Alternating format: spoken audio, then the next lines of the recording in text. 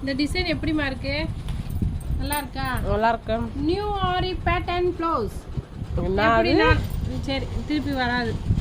அவன் அப்படித்தான் எனக்கு சொல்லி கொடுத்தேன். த்ரெட்டும் இருக்கு, சேலை கலர். சரியா?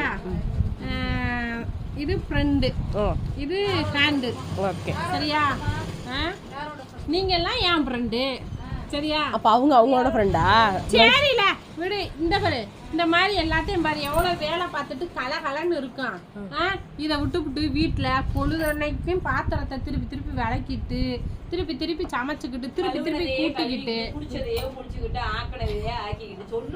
கரெக்ட். ஆமா, அந்த மாதிரி இல்லாம ஆனா எல்லா வேலையும் நம்ம பார்க்கணும் வீட்டுல.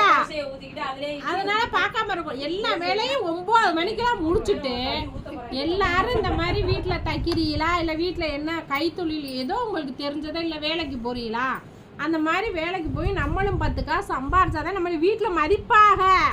இல்லைன்னா நம்மள மதிப்பே கிடையாது. எப்போ நமக்கு நம்ம சமைச்சு கொடுக்குறோம், எல்லா வேலையுமே நம்ம பார்க்குறோம், துணி துவைக்கிறோம், எல்லாமே பார்த்தாலும் நமக்கு மதிப்பு கிடையாது. நம்ம வெளியேறி கொஞ்சம் 10 ரூபா காசு 20 ரூபா காசு சம்பாரிச்சு நம்ம வேலைக்கு போனாத்தே மதிப்பு. வீட்டில் தைக்கிறீங்களா? கண்டிப்பாக தைக்கலாம்.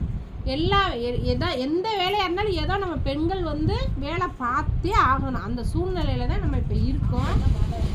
சில பேர் நிறைய பெண்கள்கிட்ட நல்ல திறமையெல்லாம் இருக்குது. எல்லா பெண்களுக்குமே ஒரு திறமை கண்டிப்பாக இருக்குது.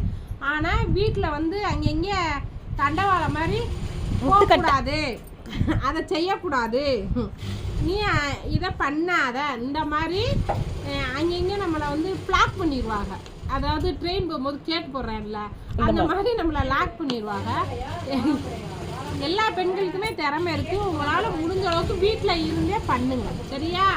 தயவு செய்து வீட்டுக்குள்ளே முடங்கிடாதீங்க.